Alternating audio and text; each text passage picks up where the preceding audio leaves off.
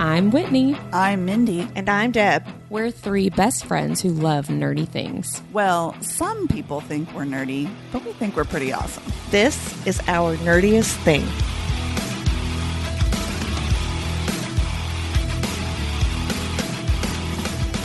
This season, we are discussing A Court of Thorns and Roses and all of Sarah J. Maas's books. We are spoiler friendly, so listen at your own risk.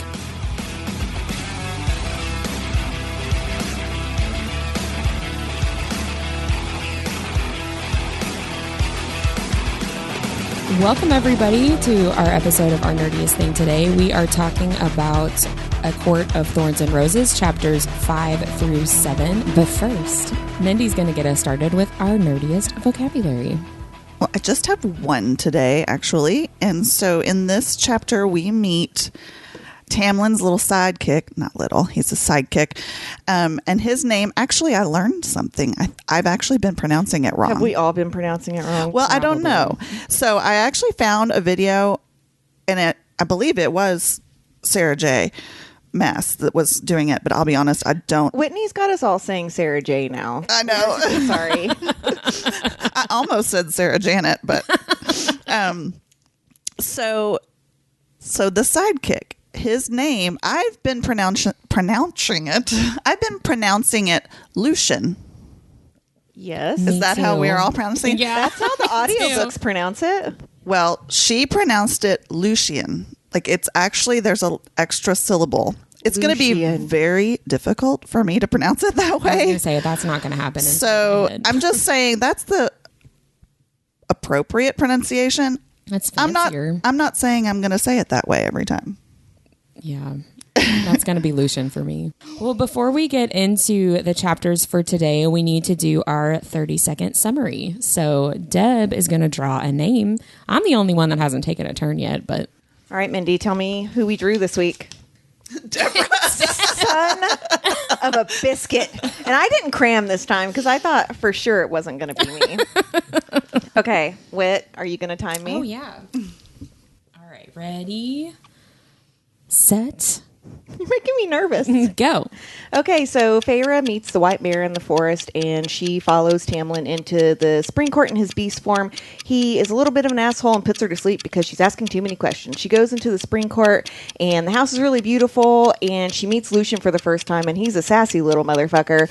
And Tamlin offers to take her out on a garden tour, and she says no, and she also meets Alice and starts to try to figure out how she can escape. And I had 3 seconds left. Boom. That was really That was good. good. That was better than I would have. I actually forgot about the traveling with the White Mare. Well, so I would have left that out. It's because I wrote, oh, well, he held her against her will for the first time by binding her to the horse and putting her to sleep. For the first time. Yeah. Well, that was a good job. That was better than I could have done. Well, thank you. So- You might just be saying that, but I'm really I really not. do appreciate it. No, I'm really not. I'm being very honest. You know me. I can't lie. We'll elaborate more on that later. So I am stupidly excited to talk about my deep dive with you guys this week because, well, we were reading these I was reading these chapters. I noticed stuff that I have never noticed before, and it kind of blew my mind. So I feel like this is either going to blow your minds as well, or you're going to be like, yeah, we already knew this. So I'm excited. Well, hopefully our listeners don't have that reaction. Yeah, right. So these chapters are Feyre's introduction to the Spring Court, right? And her introduction to the High Lord that she doesn't know is a High Lord yet. And her introduction to this High Lord's inner circle, even though she doesn't know that that's what's happening. And I realized as I was reading it that kind of the sequence of events, the conversations that are had, and even specific things that are said are almost exactly the same in book 2 when she goes to the Night Court. Really? And when she meets, obviously she knows Rhys is a High Lord at that point, or she doesn't know Tamlin is. She meets Rhysand's inner circle. So I made a chart, and I'm just going to read through these things of what happened in chapters 5 through 7, meeting the Spring Court for the first time, and then remind us what happens in book 2. It's like parallel counterpoint. This is going to be a huge surprise to me because we all know that I forget what I read about 2 days after I read it. First of all, just overarching, Tamlin's motivation, we talked about this a little bit last week. Tamlin needs Feyre to love him to break the curse. His underlying motivation is coming from a place of self-preservation, but also for Prythian. He needs this curse to be broken to have a chance to beat Amarantha. Which, if you're reading this for the first time, you don't know. Well, yet. that's true. Yes. Right. If you haven't read it before, you don't know that yet. But that's his underlying motivation.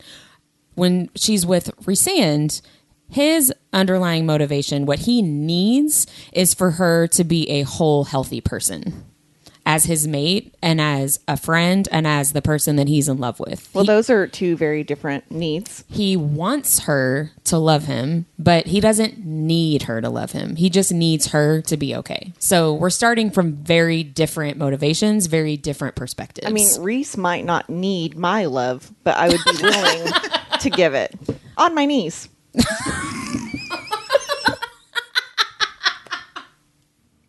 I'm just going to let that comment hang out there. Not sorry. So towards the beginning of this section, Feyre calls Tamlin either my prison or my salvation, which, hello foreshadowing, first of all, to what happens in book 2. But that is a parallel to Rhysand. He says, "You are my salvation," to her. And I just thought, hello, keyword that gets repeated multiple times, right? Like, I just thought that was an interesting parallel. You are kind of blowing my mind. Dude, just Me too. Just wait. That's only the first one. I've only been through 2 people. When she comes to the spring court for the first time, she's surprised at how peaceful the spring court is. And part of the reason it's so peaceful is because Tamlin has glamored everybody to not freak her out. So she thinks it's this like wide open, empty space. Really, there's a ton of people. She just can't see them. But she can't even fathom that Prythian could have any peaceful spots. And she feels the exact same way when she goes to the night court, both when she's in the palace above the Court of Nightmares and also when she goes to Valaris for the first time. She has the same kind of parallel. I didn't expect it to actually be peaceful. Like, I don't hear, people screaming and their house is on fire all the time. But I think to your point is there's not a level of manipulation the second time that she feels that way. Right. And you could argue that the Court of Nightmares is not peaceful. She's just not in the Court of Nightmares when she goes to that palace. But Valaris is a truly peaceful place. It's not just, He's not hiding everybody from her. It just is. Lucien, I didn't actually have a parallel in the night court for this one, but Lucien tells Feyre, like, your eyes are like stars, which I just thought that's a night court thing. I underlined that. Yeah, I thought that was funny. She does not want to wear a dress, makes a big deal with Alice about I'm not going to wear this, find me something else. And Tamlin immediately understands why she doesn't want to wear a dress. Rhysand doesn't even offer a dress. He knows her well enough to know that's not even an option. So Tamlin offers it because that's what he thinks a girl would want, right? Lucien even says she would look better in a dress. Oh, yeah, that's true. I underlined and wrote, ew. Lucien has a lot of things going on in these chapters. When Feyre goes to dinner with Tamlin and Lucien, she is angry and resentful at his wealth, at his comfort, at his excess, all of this food that he has just for him and Lucien, for these 3 people. She's angry at what they have when she has had nothing and when she's been starving. And when she goes to Valaris with Rhysand, she has that exact same visceral response of being angry and resentful that these people were protected from being under the mountain and from being in the path of Amarantha, basically. So she's got that, just like she was surprised it's peaceful. She's pissed that these other people are not having the same experience that she has had. Lucien, this one really blew my mind. Okay. So when she comes to the dinner table, Lucien says, we're not going to bite. But she says, he flashes his teeth in a way that she definitely feels threatened. I remember this because it totally turned me on. When Lucien said it? No, you're about to say next. So Cassian, when she goes to the first dinner to meet Rhysand's inner circle, Cassian says, come on, Feyre, we don't bite unless you ask us to. I was like, oh my, that's almost exactly the same thing. But there's tiny little differences where Lucien's tone comes off to her as threatening, which part of that is because of her preconception of what Prythian and what Fae are like. But I think Lucien hates her. Oh, yeah. Lucien does not like her at all. But when Cassian says it, it's playful and it's charming and it's disarming. So she gets mad at Lucien and Tamlin when they're giving her a hard time at this dinner. And she basically asks them, like, do you even know what my life has been like? Do you know what it's like to be hungry and to not know where your next meal is coming from? And then contrast that with her dinner with the inner circle, where she's hearing about Cassian's upbringing and Cassian's life. And she basically is like, oh, he's like me. He gets it. And they have this moment where she says, I'd never met anyone else in Prythian who had ever been hungry and desperate, not like I had been. Cassian blinked, and the way he looked at me shifted, more assessing, more sincere. I could have sworn I saw the words in his eyes. You know what it's like. You know the mark it leaves. So in Spring Court, this conversation makes them look very pampered and kind of arrogant and like completely out of touch with what real life is like for other people. But this conversation with Cassian and the Night Court inner circle, Cassian is relatable to her, and it's a touchstone of reality and somebody that she feels like she can have a friendship with because they share this thing in common. When Feyre is in Spring Court, she talks about like, well, what am I supposed to do here? And she talks about earning her keep. Like, am I supposed to get a job with you? Like, what am I supposed to do here? And Tamlin is basically very dismissive and is like, I really just could not care less about what you do. It's not my business. I don't care. Do whatever you want. And when she has this conversation with Rhysand in the Night Court, it's the same kind of conversation of like, oh, if I'm going to stay here, what am I supposed to do? And instead of being dismissive, Rhysand is very much like, I would love for you to work for me. Why don't you do this job? Because I think you would be really great at it. He always makes her feel valuable, where Tamlin is very dismissive of her. But Tamlin's only dismissive until she goes to do what she wants in, that's I true. believe, chapter 6, because she wants to go to the garden and he literally blocks the doorway and was like, what you doing? But he does. He basically tells her, like, I don't care what you do. Like, he definitely, and she says something about how it makes her feel insignificant. It's the whole manipulation thing, because he says like, well, I don't care. And then he's like, well, why are you walking into my garden? Oh, I see what you're saying. Yes. Yeah, no, that's true. So that kind of goes into this next piece. So when she's at dinner, Tamlin uses his power to tie her to her chair so that she cannot get up to leave. And she's like, oh, he's going to make me stay here until I eat. So she eats. And then when he has decided that she has eaten enough, he makes the food disappear with his power and is like, you're going to make yourself sick. And which is a total douche move, by the way. Don't mess with my food. I wrote down red flags. It's the second time he's bound her. Yes. And we're only in chapter 6 of the books at this point. Right. And how many times did I read this book and like completely miss these red flags, right? Like, well, we can talk about that in a minute because I don't want you to lose your train of thought here. But I actually have thought about that a lot, about why we didn't see it. Oh, yeah. No, I think it was very purposeful. So he basically forces her to stay and eat and then decides when she's done so that she doesn't make herself sick.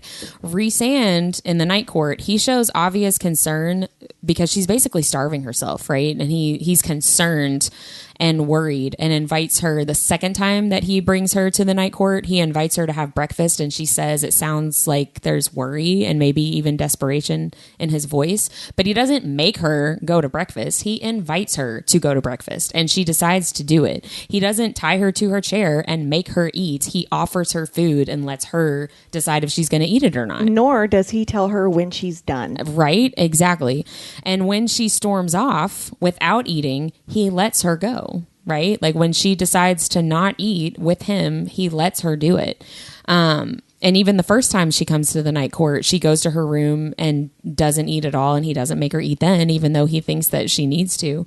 The only time that I could find that he messes with her food or messes with her eating in any way is when he uses his power to pull the plate out of her reach when she's like trying to not talk to him. And when she looks at him like, why'd you move my plate? He says, like, tell me what to do to help you. Tell me what to do. What do I need to do to help you? So it's not like I'm controlling your food because I think you need to eat or not eat. It's like, I need to get your attention. But that's the only time I could find that he does anything with her food the way that Tamlin did. When she leaves that first dinner at Spring Court, it says that Lucien barks a laugh, which I think is a parallel to the first time she goes to the Night Court when Feyre storms to her room in her ridiculous wedding dress and she hears Moore say, well, that went well.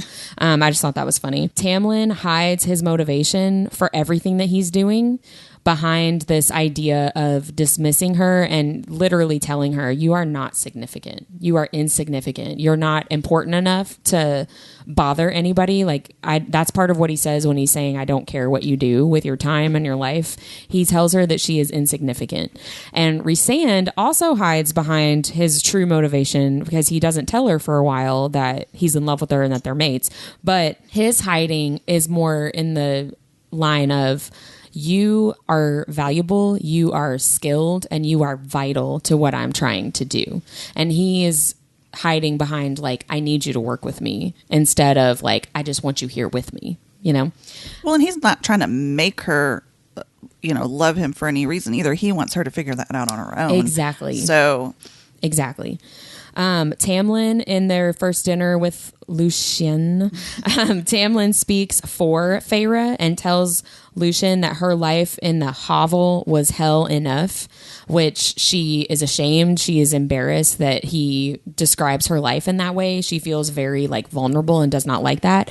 And Rhys lets Feyre speak for herself. That first dinner with the inner circle at the Night Court, she thinks that he would have told his friends all about her life, and it's clear that he didn't. And at one point she looks at him like, you didn't tell them? And he's like, go ahead, and lets her speak for herself. I think it's because Rhysand had a little notebook and he was just writing Rhys plus Feyre over and over and drawing hearts and writing. What's Rhysand's last name? Do we know? No, we don't know. We do not know. Okay, That's so that's it's a point of Mrs. contention. Feyre Rhysand over and over on a piece of paper. So he was busy. Yeah.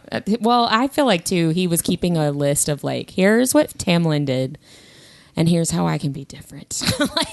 First of all, I could totally see Rhysand doing that. I know, I'm going right? to write down everything she told me that he messed up, and I'm just not going to do that. So Tamlin starts complimenting Feyre, and it's just stupid. Your hair is clean or whatever. He has hair no looks- swag. Yeah, you look better or Your whatever. hair looks clean. And she thinks that these compliments are certainly insincere and that he recognizes they had a rough start and that he's just trying to make it better. Can I also point out that Lucien, because that's just how I say it, Me too.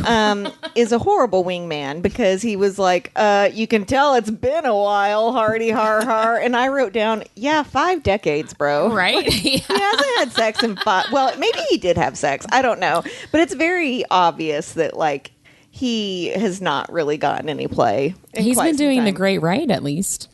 Oh, that's for right. those- He He doesn't have to have game for that. Well, that's true. Yeah, that's, a big red flag we can talk about later. That really bothers me. So Rhysand is complimenting Feyre all the time. She also thinks that he is being insincere, but instead of smoothing over, they had a rough start too. She thinks that he's just trying to distract her from her depth of emotion that she's not ready to really deal with and to distract her from being afraid of the stuff that she's trying to do.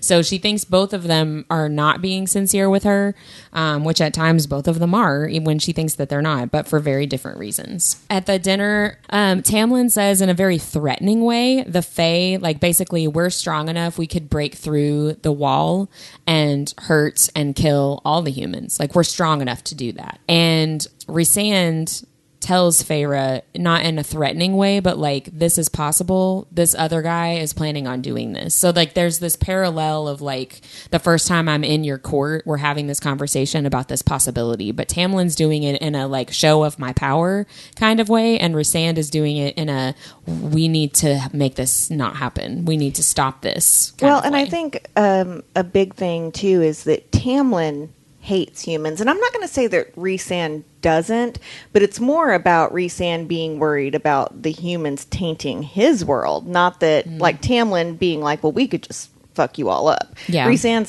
please don't come mess up what we've got going on. That's why I think a wall is necessary. Yeah, that's true. And in this conversation, when she's in the Spring Court, when she's thinking about what Tamlin is saying, and how true that is, that they could just break through the wall and hurt everybody, she's thinks to herself, would any of you even like have the courtesy to warn any human that it was going to happen? Like, how could I get a warning to my family to make sure that they were okay?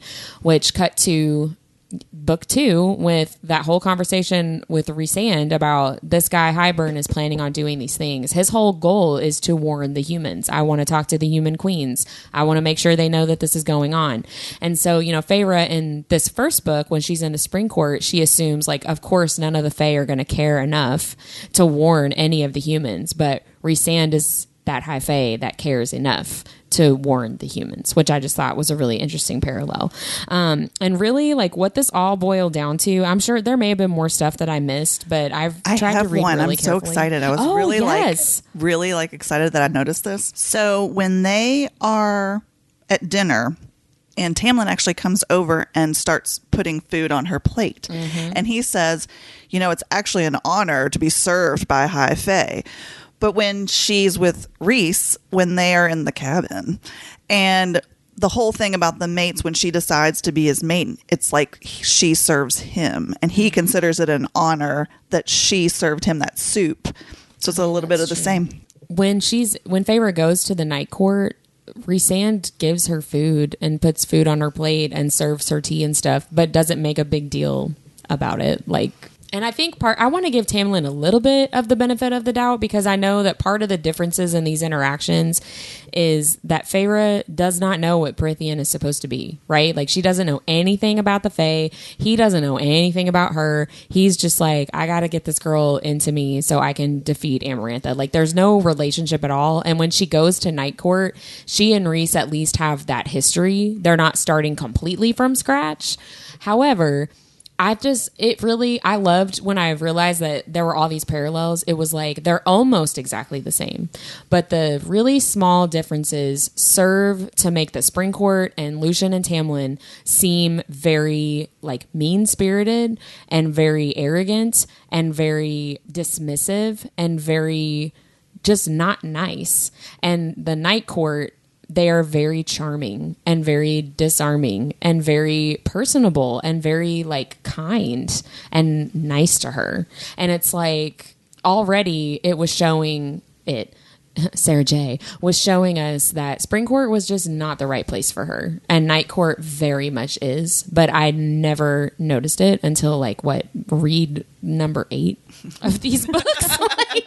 Is that your nerdiest thing this week? It probably is. I've read them so many times and never noticed that until this time. So yeah, I mean, when you said those things, I was like, yeah, okay, I can see that. But and it's interesting too, the way that Sarah J. Maas uses color, essentially, because when she goes into the Spring Court, like, everything's these cool, calming colors, and everything's white and beautiful and alabaster, and it's supposed to be this very enchanting place, but she literally cannot put her guard down. She doesn't know what to expect. And so there's almost like, from a reader's point of view, this tension that's created that you don't even realize is happening, because she's in, I mean, spring is like rebirth and calm, and things are coming to life, and, you know, it's new beginnings and all of that. And so I think a lot of authors would use that to be like, okay, well, Tamlin's like the one. And I do think that's a little bit of the deception to the reader too. And like, Sarah J. Maas talks all the time about how beautiful Tamlin is, right? And really how beautiful Lucien is as well. And all of you illustrators, if you'll stop drawing Lucien like he weighs 108 pounds and looks like a total pansy. Right. If you can draw him with the same body that you draw Tamlin, that would be super duper awesome. And I forget who just did one, but literally like drooled on myself whenever I saw it.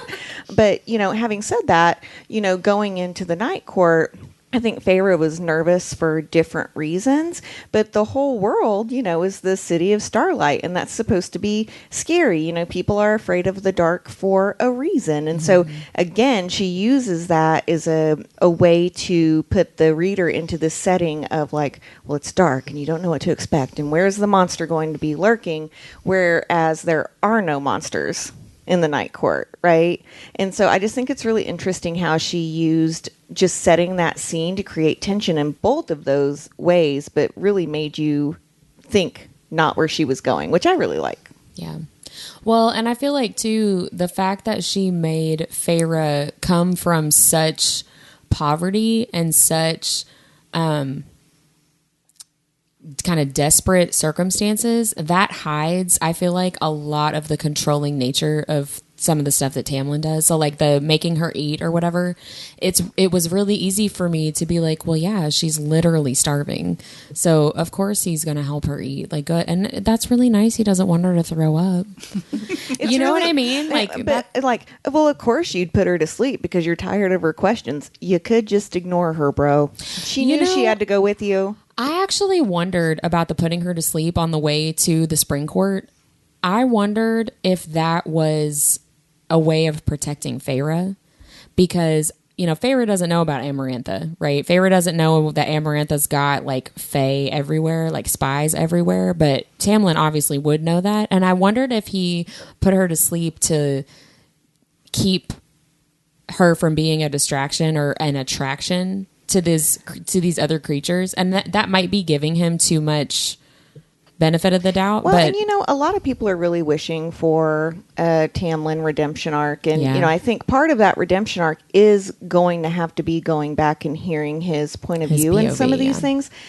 I'll be honest, for me personally, I don't love it when authors do that. Yeah. I like that, like a lot of times what I imagine is worse than what it was, and that's very thought-provoking for me as a reader. So if he goes back and he's like, well, yeah, I knocked her out because, like, I didn't, you know, if another fairy saw us, I could say I was just taking a human. Like, you know what I mean? Right. I'd rather just think he's an asshole because he is. See, and that's what I think he definitely is. Like I've said before, I think I said this last week, there's a lot of stuff that he does that is not okay. But I understand his thought process for at least some of those things, and I want to get more of his point of view so that I can understand him more.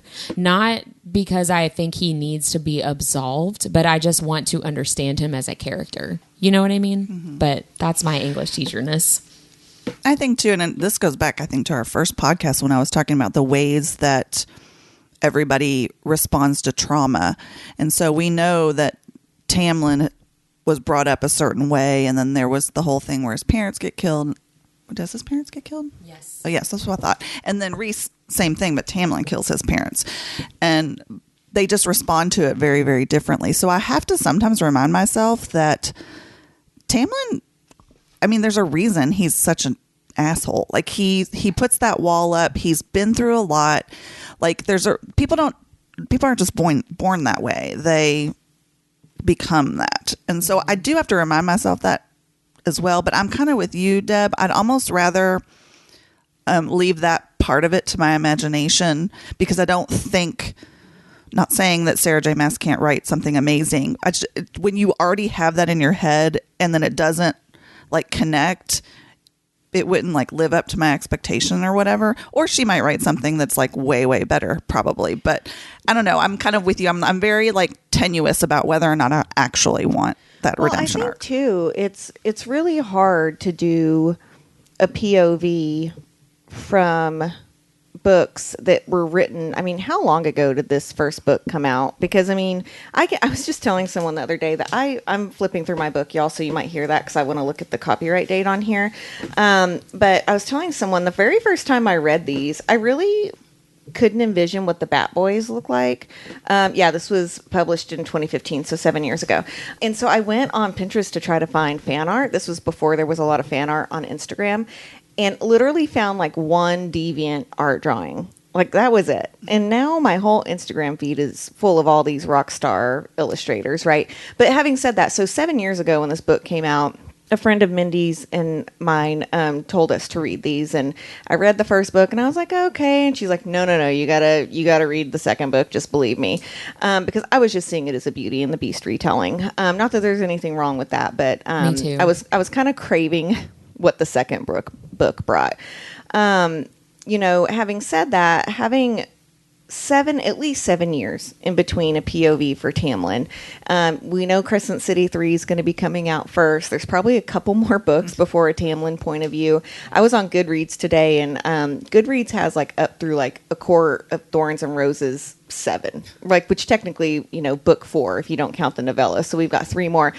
Having said all of that, your mind is made up about about Tamlin. So I think he has to have redeeming qualities in a new way. Yes. Otherwise, I think it's going to feel like a cop-out. I think if she revisits Tamlin, it's going to be the way that she revisited Nesta, or the way that she focused on Nesta, where it was not redemption, it was understanding, it was deepening the characterization of like, yes, she's a bitch.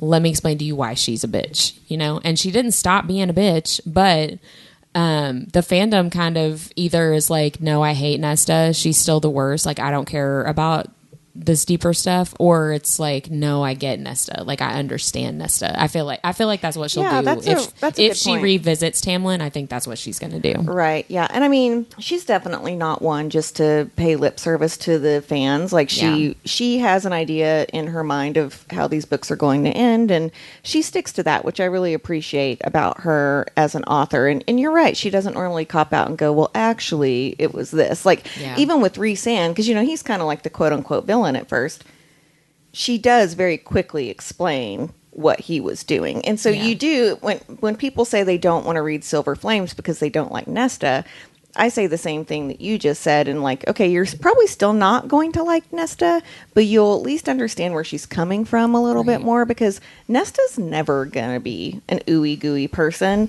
And, you know, quite frankly, Tamlin is a dick. There's a part in the third book where he's like, what's he say, Whit? Something like, do you like that little squeal she makes? Yeah, and have like, you noticed? Have you noticed the sound she makes right before she climaxes? Yeah, and like a guy that, number one, knows how to love somebody, or that isn't a complete piece of shit, does not say that to someone, and definitely doesn't say it in front of a group of high fae that are supposed to respect her. Like, that was almost like, what's it called when someone posts like naked pictures of someone? Revenge porn? Yeah, that's essentially, it's fae revenge porn to do shit like that. Because, you know, they don't have cameras. That did give us that really awesome Azrael moment, though. Yeah, dude.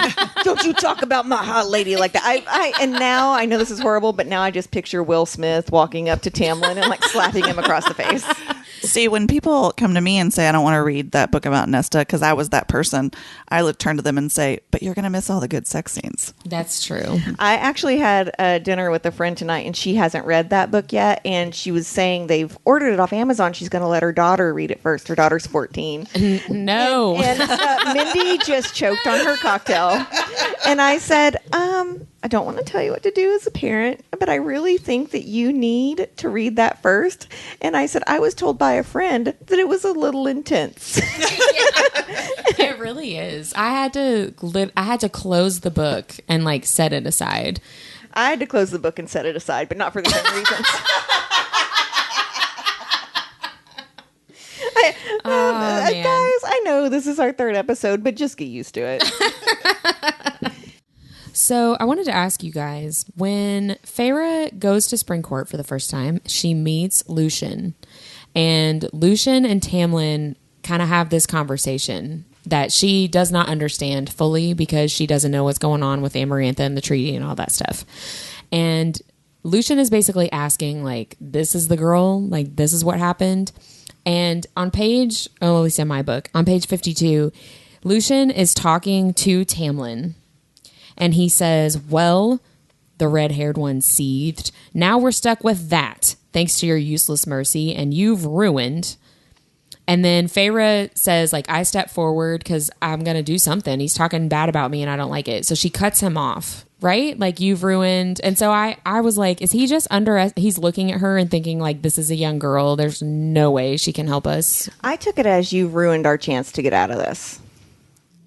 That's sort of where I went, but I did question it a little bit, like you too. Like, what was he? Where was he going with that? Right. But I think he underestimates her from the beginning. Anyways, it's really interesting too, because in the end, when Tamlin's telling her about the sickness or all that, which, by the way, Amarantha sounds like a sickness. Like, I got the Amarantha.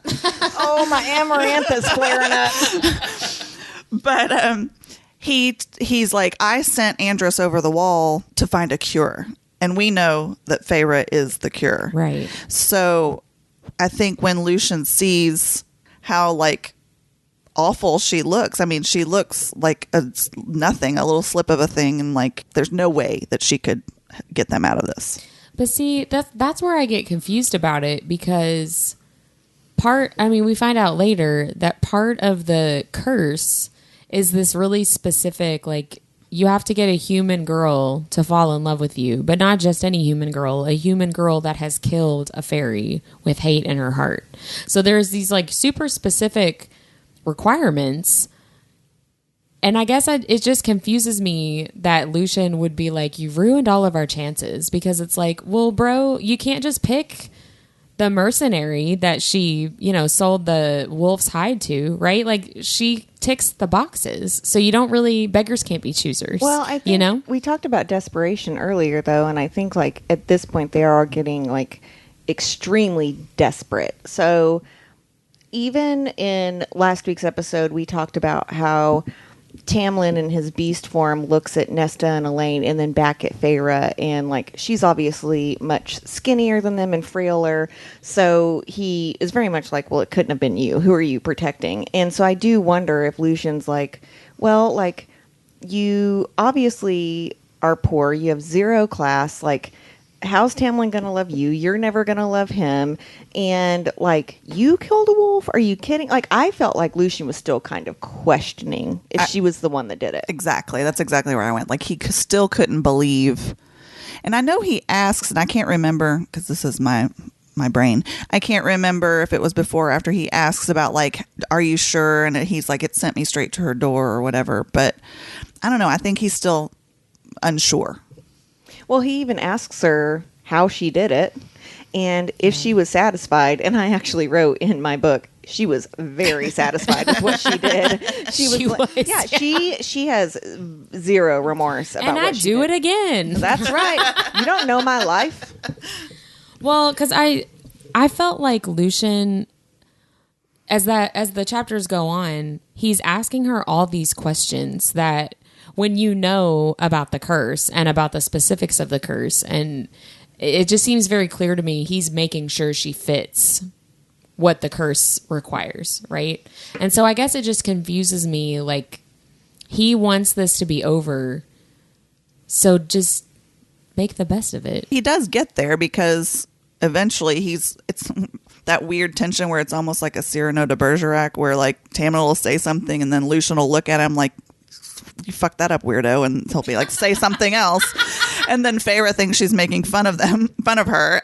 He does at that point, I think, realize that they've got to do something to get these two together. I think at that point he kind of realizes. I'd like to point out for the first time in 3 episodes that someone else used the F word besides me, Debra.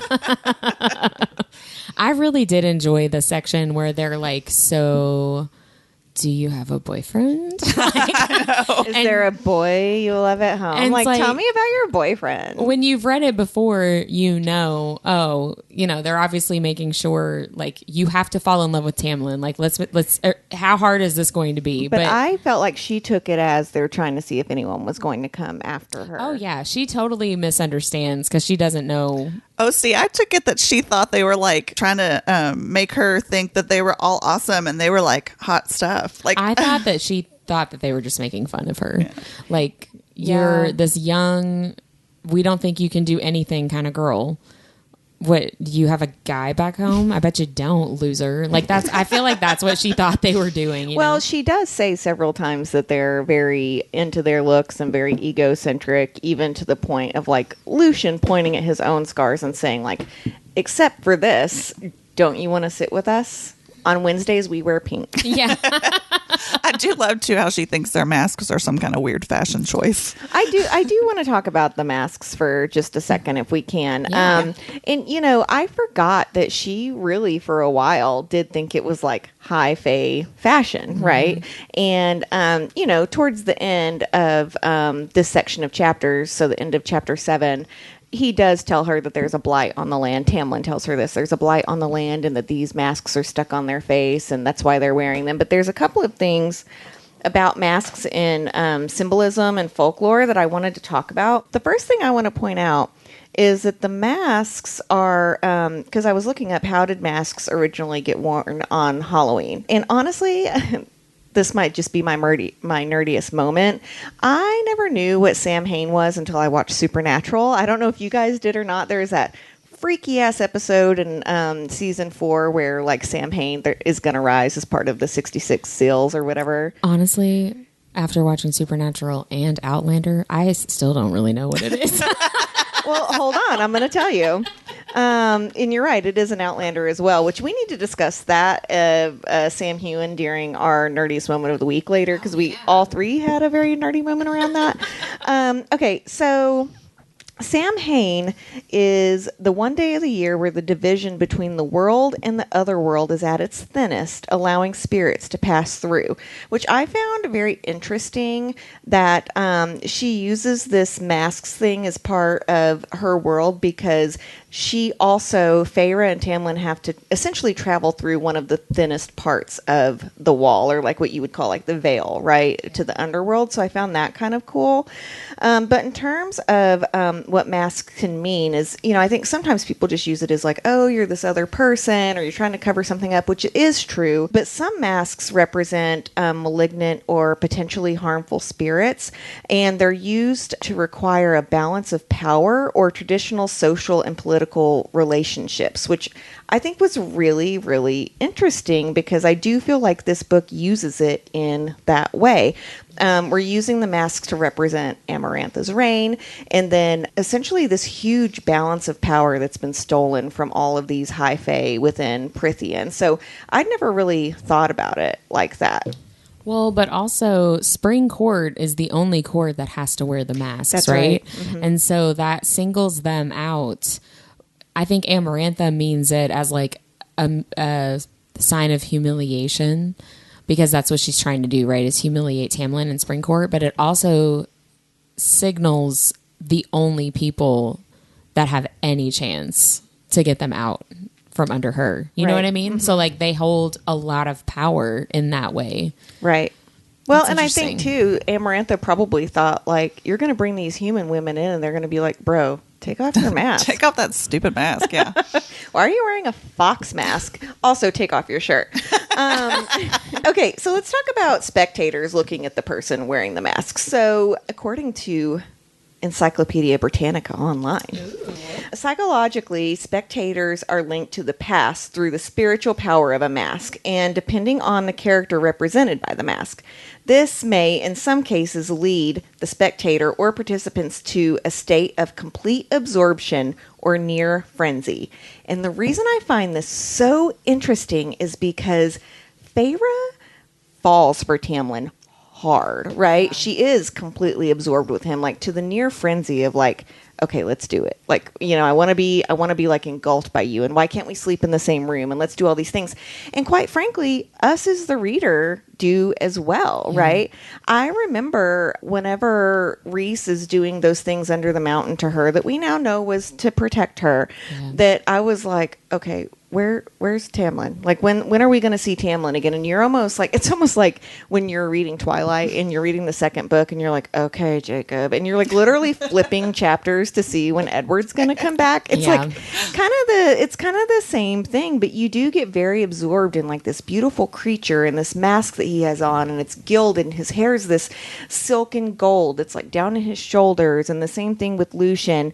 And, I think the near frenzy in this description is what gets me, because us as readers feel that way too about him. Yeah. So much so that on Cal and Mai, we're like, oh, he screwed someone else, but it's super hot that now he wants to screw Feyre. Yeah. And that's what I was saying earlier. He was thinking about her the whole time. Oh, yeah. Oh, isn't that romantic? It meant nothing. And I'm y'all, I'm sorry. This is not a podcast for young people. So if you are young, you need to cover your ears, because I've said this a million times and I know it's super crass, but he didn't even have time to wash that other woman's juices off of him before he came in and had sex with Feyre. And he had been outside all day and his balls probably stank. And as the reader, you're like, that sounds great. Sounds great. You do kind of go all in with this. You like, do. 100%, I yeah. remember thinking he was so hot in that moment. Yeah. And then later I was like, wait, no, he had sex with someone else. That's not what you do. See, the first time that I read this one, when I read book 2, guys, I was so pissed.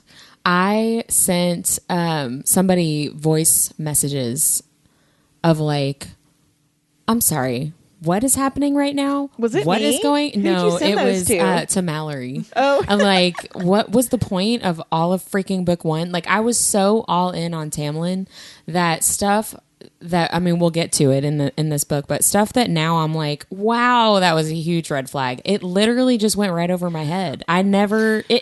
Stuff didn't bother me that totally should have. it's because we're so quick to like brush it off because we want that to happen. So like, I think when I saw that, I brushed it off as, well, he had to do it. I mean, that was like required of him, you know? He's the High Lord. He could have had has Feyre to. come down there. That's the thing that really... Exactly. It didn't have to be someone else. It could have been her. And he essentially manipulates her and says, oh, well, if you hadn't come down there, I wouldn't have been in such a frenzy and had to screw that other woman. So just so you know, this was your fault. Well, and even the manipulation, and I don't know that he consciously means this as being manipulating, but I think it contributes to how she is manipulated by him.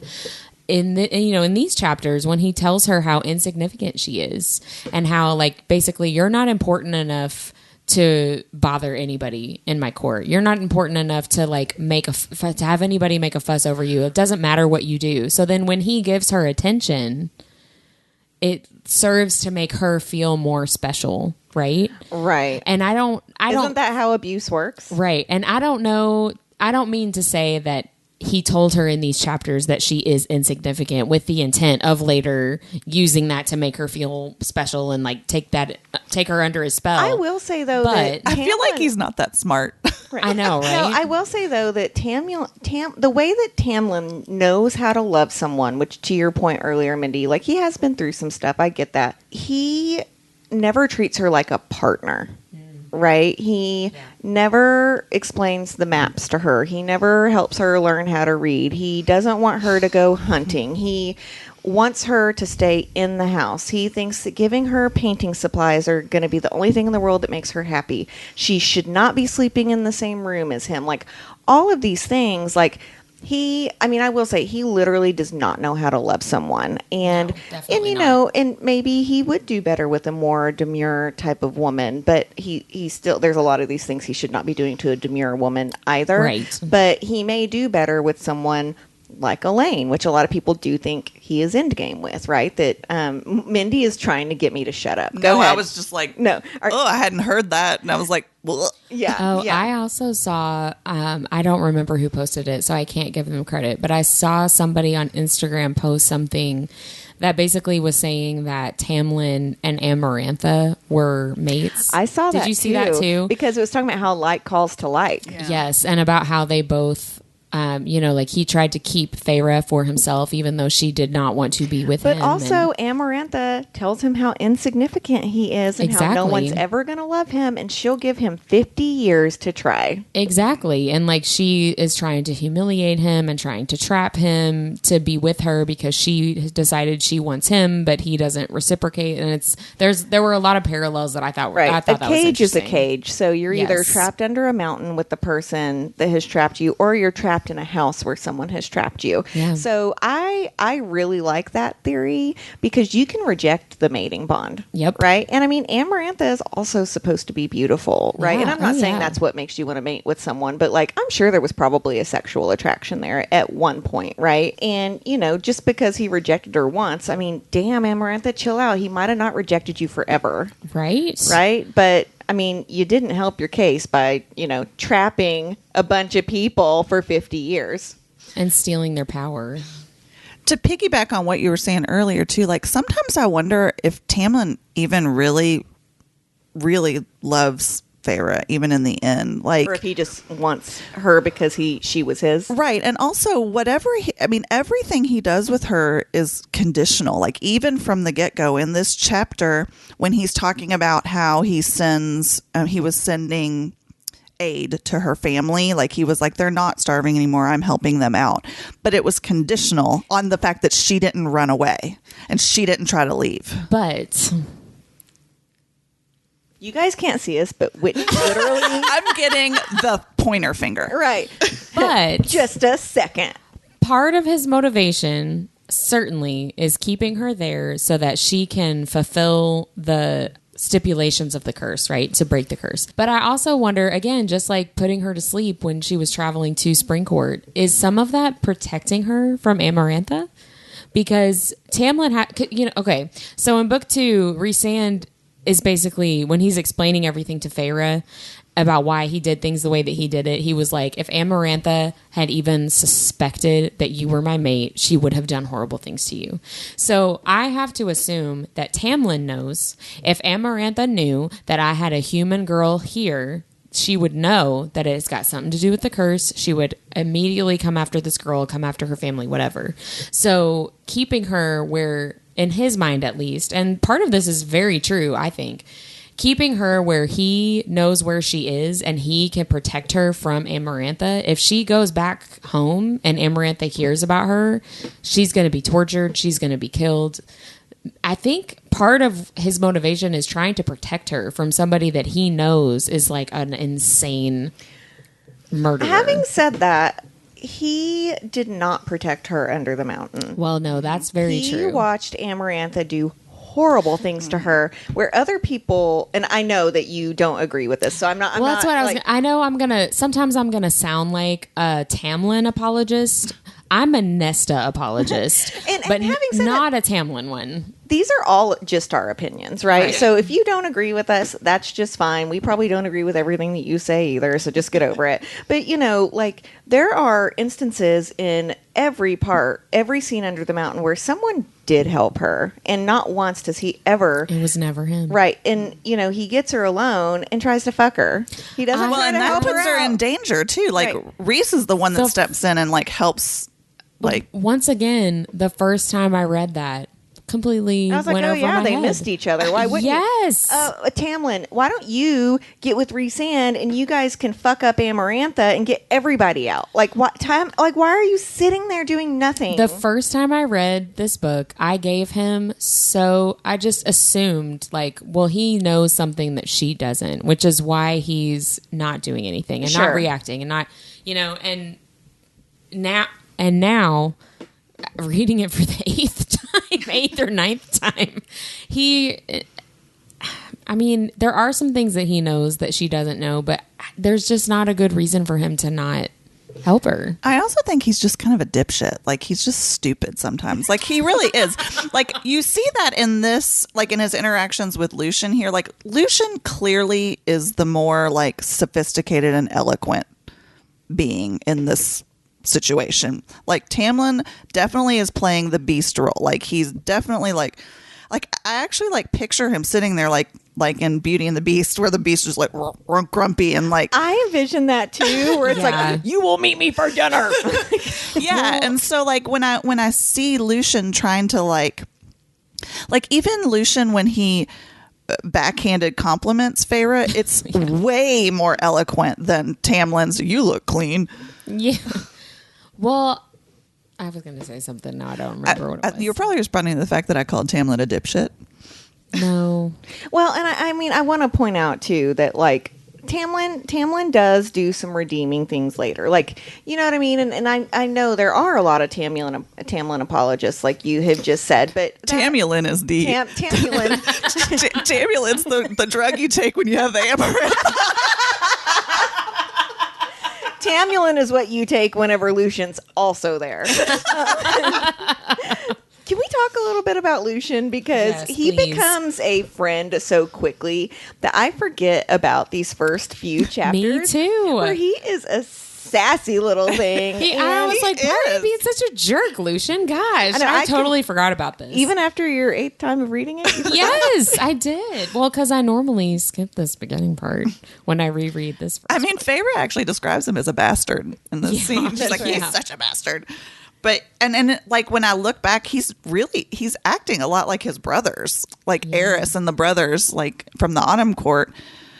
But yeah, he's bitter and angry because Andros is dead, and again, he thinks that their chances are ruined with this. He's like, I feel like Lucian's kind of lost a little hope, but.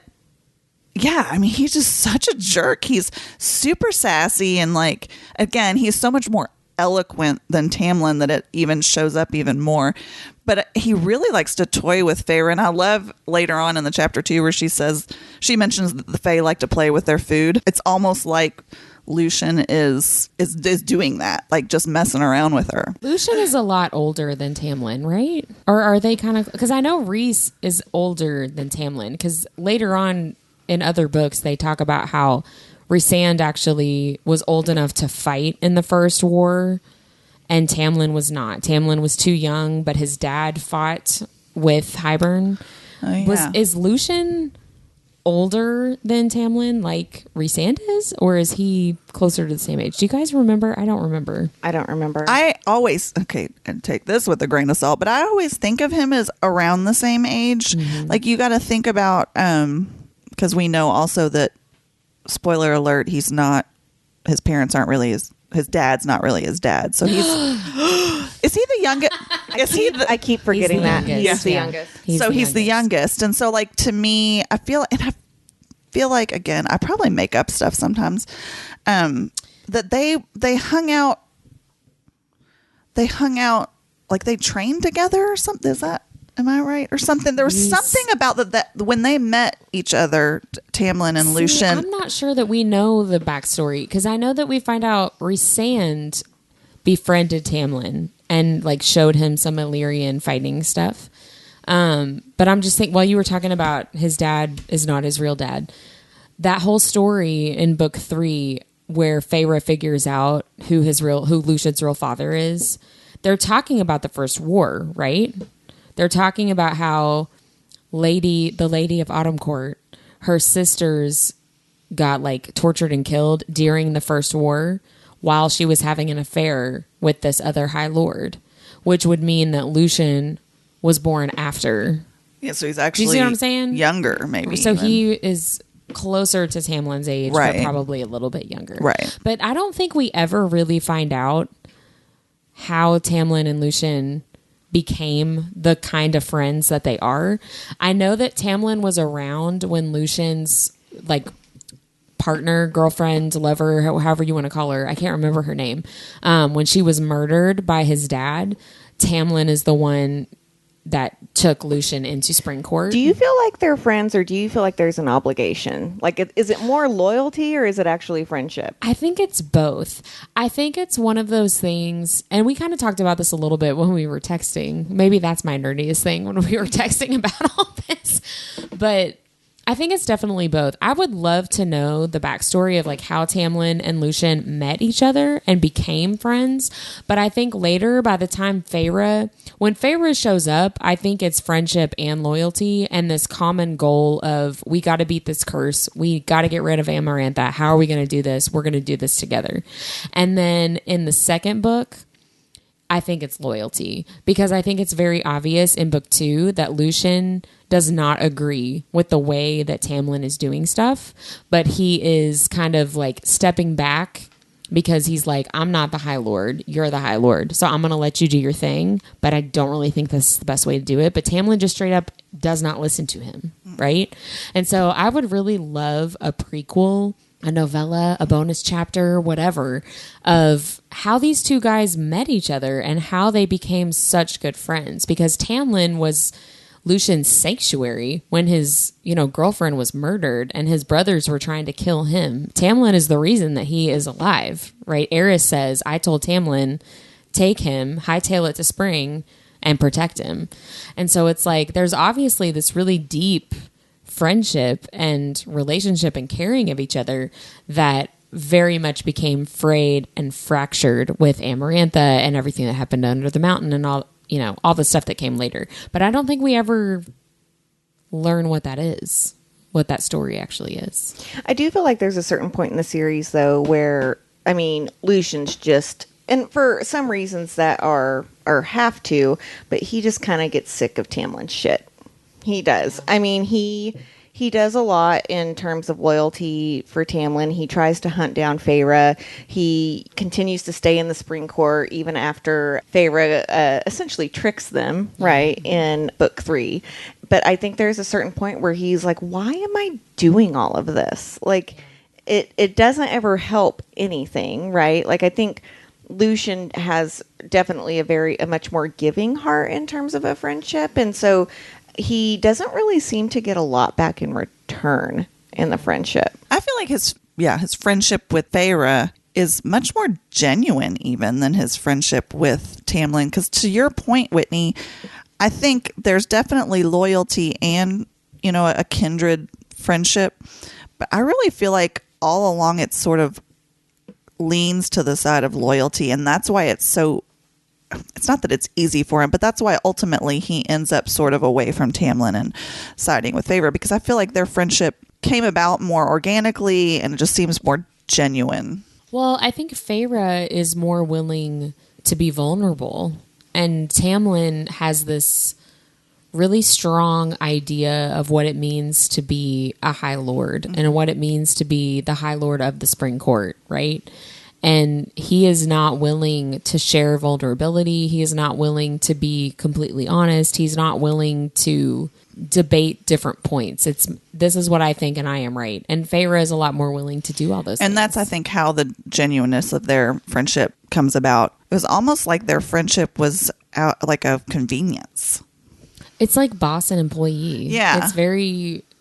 There's a hierarchy, and that's for why sure. I ask if there's a true friendship there, because I do feel like there was at some point. That's what, yeah. I feel like at this point, it's boss and employee. That's a really good way to put it. I am kind of stuck on this. How do the 3 worlds of ACOTAR and Crescent City and Throne of Glass come together? In last episode, we talked about how I personally feel like that the ACOTAR world is like the closest to present time, right? So it goes Throne of Glass, Crescent City, and then ACOTAR. And I definitely feel like there are some time jumps there, even though a lot of, readers of these books say that they feel like ACOTAR and Crescent City are in the same time. Bryce, I just want to remind everyone, is speaking a language that hasn't been spoken for several thousand years. So there were 2 things in these chapters I wanted to point out. One of them is where Feyre is talking about the susceptibility to ash, and Tamlin is telling her about the susceptibility, and that's when she realizes she's never going to get to go home, because why would he tell her a weakness, even though she already knows it? And so she says, knowledge of that weakness, of their susceptibility to ash, was the only reason we'd ever survived against the High Fae during the ancient uprising, a secret betrayed by one of our own. So I wrote, who betrayed that secret? I thought that same thing. I underlined that same passage. Right. So then the second thing I want to talk about was where it says, I'd known the High Fae had once built themselves palaces and temples around the world, buildings that my mortal ancestors had destroyed after the war out of spite. So I want to point out again that there are a lot of essentially like old temples within Crescent City that I theorize were essentially where the word keys were. Yeah. There's too much between these 3 series that talk about people dying in the war, previous languages, previous temples being used. I personally feel like there can be no way that Crescent City and ACOTAR are on the same timeline. Now, granted, we may learn that I am 100% wrong whenever Crescent City 3 comes out, but that's the fun of these books and the fun of reading fantasy literature, is that, it's up for interpretation and up for, theories and reading into symbolism and all of that. And that's why all of us, maybe this should be my nerdiest thing. That's why I have colored tabs within my books that, and I've let Whitney borrow my books, and she's like, I'm going to figure out what these are. And I was like, spoiler alert, orange is a sex scene. So I can just flip to those real fast. The only thing I want to kind of throw out there that I found interesting in these chapters is that I feel like we had talked about Feyre's hopelessness when she was, in her winter, in the cottage and all the, like, in her old life. And I do feel like these chapters are we see some glimpses of hopefulness. Like, she's on her way to God knows where, Tamlin's leading her. Her thoughts are, how am I going to escape? I'm going to go back and like get my family and we're going to sail away. She's having all these like thoughts of like future thoughts, which to me kind of says she's gaining a little bit of hope. And then when she lands in the spring court, and you had talked about all the colors and all the colorful things, like the first thing, like she's describing the amethyst flowers or the butter yellow daffodils, and she's finally seeing things in color again. Or even the color of her robe being she wrote, it's such a deep purple, it's almost black, and I want to know what that color is. Exactly. She like catalogs it in her brain. Yeah, I love that. I love the use of color. I do too. Books. And when she's looking at the paintings too, she's looking at the paintings and she sees it from an artist's eye, which she never kind of allowed herself to do back then. I did a lot of research because I was trying to find out where those paintings came from, and I couldn't find anything. They came from the Throne of Glass and Crescent City series. That's where they came from. Maybe. Yeah, so that's a lot that we were able to talk about, and I'm sure there's a lot more that is to come in the next chapters. We didn't talk about Alice. Well, we can talk about Alice next time. Whoops. So before we finish up, let's talk about our nerdiest thing of the week. So, Deb, why don't you start us off? Sure. So I talked about this a little bit in the last episode. That I own a small design company, and in the fall we do tons of art shows, right? And we're out selling all of our amazing goodies. And I have this. You can only get it from my shop. I just want to point that out. This exclusive ACOTAR cartoony print that I've had printed that I make little wristlets out of. And so a girl walked up to my booth yesterday and she goes, "Oh my God, is that a Court of Thorns and Roses wristlet?" And I said, "Yep." I said, every show I have one person that walks up and knows exactly what it is, which makes me so happy. You all, we talked for like 30 minutes and we talked about theories. I gave her my card. I told her about this podcast. I told her, like what episode she needs to listen to, and like gave her, like, I was like, okay, here's my name. I'm surprised that like I haven't been texting her. Like I should have given her my phone number. I love that. Cute. Yeah, she was so cute. And I literally could hear my teenage daughter rolling her eyes behind me. But she was so fun. It was fun to talk about theories with her and talk about the fandom and do all of that. And now I'm like, now I've sold out of those, so I got to make some more this week. But so that was my nerdiest thing. What about you, Whit? What was yours? Probably the excitement level of the deep dive. the chart of comparison. I was trying to explain it all to my husband, and he was like, I don't understand what you're talking about. But also I went with him to the golf course yesterday and read a book. I'm not going to lie. I was wondering, because you had told me you had a date with your husband yesterday, and then you had put something on Instagram about needing, like, that your husband said you look like a grandma on your polo, which, WTF. He didn't say I looked like a grandma. He said I looked like his grandma. That is not any better. No, it's not. As much as I was offended that he said that, I was more offended that you were on a golf course, because I was like, do I even know this person? I read a book and then spent maybe 20 minutes furiously typing notes about that book in my phone. Which book? The Ashley Flowers new book. Oh, okay. I have what a is lot it of called? thoughts about it. All Good People Here. Okay. I think. Yeah. We're going to be discussing that, not on the podcast, but between us friends in a couple of weeks. Mm-hmm. And Whitney is letting Mindy borrow her book, and then Mindy's letting me borrow Whitney's book. Because that's how we do. Mindy, what about you? What was your nerdiest thing? This one this is a Nerdiest thing that spans several weeks, and this is something that just started this summer. My husband and I, we took a family vacation to Cedar Point, and we're huge like roller coaster fans.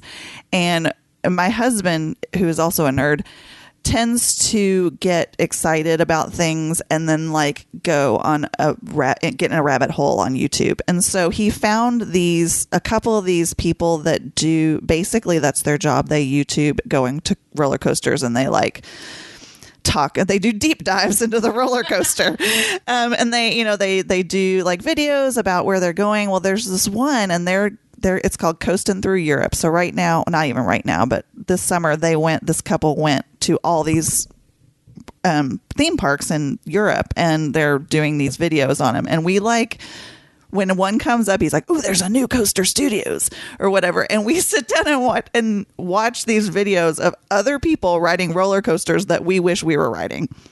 It's pretty nerdy. Which coaster did you want to ride the most? Ooh, I don't know. They just did this one, and they were in Germany at this place called Phantasialand, and there's this one called Fly, where you're basically like, you're sitting in a seat, but you're tilted forward, so it's like you're flying through, and everything is so themed. Like, think about Universal and Disney, and that's what this place is, but it's completely different. When are we going?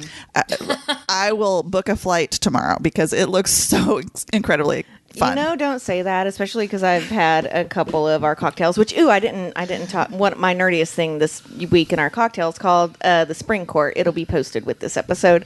But every time I've had a couple cocktails and someone's like, "We should take a trip," then the next day I'm like, "Here's the dates I'm available. Here are the flight prices. Pack your bags." So it may be a while. I may have to save up some money, but it looks like a really fun girls trip. I mean, I would not mind going to Germany for a girls trip. You got to ride the roller coasters, though. I'll ride the coasters, but I'm not riding the one where it looks like I'm going to fly, because then I'm just flying into my death. I'm not riding any roller coasters, but I'll go to Germany. Whitney can hold our bag. I'll hold Also, I mean, there's bags. some rides, too, that I'm sure Whitney would want to do that I wouldn't want to do. So, we'll all take a book. It would be like the Star Wars like motion ride or whatever. Yeah, exactly. What are we supposed to read for next week? Next week, we are reading chapters 8, 9, and 10. For exclusive content and to keep up with all things nerdy, follow us on Instagram at Our Nerdiest Thing. We post book reviews, what to read next, and our cocktail recipes. Have something nerdy that you'd like to share? Email us at ournerdiestthing@gmail.com. This podcast is edited and produced by The Story Guides. Thanks for listening.